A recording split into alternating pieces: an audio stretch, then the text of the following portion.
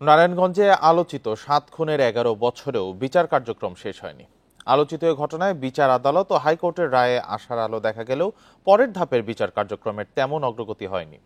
মামলা দ্রুত নিষ্পত্তি সহ রায় কার্যকরের দাবি নিহতদের স্বজনদের। বান্ডেল থাকলে প্রতি সেনমানিতে টাকা বাঁচবে। বিকাশ সেনমানি বান্ডেল কিনে জিতুন প্রতি লেনদেনে। ২০১৪ সালের ২৭ April Dhaka Narayanganj link road থেকে অপহরণ করা হয় নারায়ণগঞ্জ সিটি তৎকালীন প্যানেল মেয়র নজরুল ইসলাম, আইনজীবী চন্দন সরকার, তার গাড়ি চালক ইব্রাহিম ও তাজুল ইসলামকে।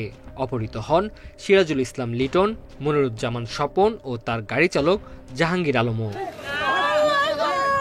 ৩ দিন পর শীতলক্ষ্যায় ভেসে ওঠে ৭ জনের মরদেহ। চাঞ্চল্যকর এই ৭ খুনের সঙ্গে র্যাবের একাধিক সদস্যের জড়িত থাকার ঘটনায় দেশজুড়ে তোলপাড় সৃষ্টি হয়। এই ঘটনায় নজরুল ইসলামের স্ত্রী ও চন্দন সরকারের মেয়ের জামাই বাদী হয়ে মামলা করেন। ২০১৭ সালের ১৬ জানুয়ারি সাবেক কাউন্সিলর নূর হোসেন, র্যাব ১১-র তৎকালীন অধিনায়ক তারেক সাইদ সহ ২৬ জনের মৃত্যুদণ্ড দেয় আদালত। ২০১৮ সালের আগস্টে হাইকোর্ট ১৫ আসামির মৃত্যুদণ্ড বহাল রেখে অন্যদের বিভিন্ন মেয়াদে কারাদণ্ড দেয়। রায়ের পর আসামিরা আপিল করলেও তা এখনও নিষ্পত্তি হয়নি। মেয়ে দিনে প্রশ্ন করে যে আমার আব্বু এতদিন মারা গেছে, অথচ কোনো বিচার হয় না, এখন বিচার কোনো কিছু শুনতেছি না, এমনকি সহযোগিতা পাচ্ছি না। তাকিয়ে আছি কখন এই রায় হবে, কখন এই রায়টা কার্যকর হবে, আমরা একটু দেখব। হাইকোর্টের রায় হয়েছে, নিম্ন আদালতে রায় হয়েছে, রায় হওয়ার পরও ৮ বছর যাবৎ কেন রায় কার্যকারিতা হয় না? রাজনৈতিক পট পরিবর্তনের পর মামলা দ্রুত নিষ্পত্তির আশা বাদীপক্ষের আইনজীবীর।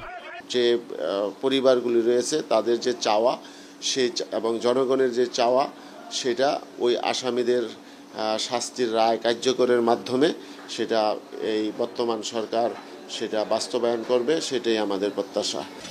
মামলাটি দ্রুত নিষ্পত্তির জন্য সরকার আন্তরিক বলে জানিয়েছে রাষ্ট্রপক্ষের আইনজীবী। ন্যায় বিচার যেমন নিম্ন আদালতে পেয়েছে, উচ্চ আদালতে পেয়েছে এবং সুপ্রিম কোর্ট এপিলের ডিভিশনে যেটা আছে লিভ টু আপিল, সেখানেও অবশ্যই আসামিরা চূড়ান্ত তাদের শাস্তি বহাল থাকবে।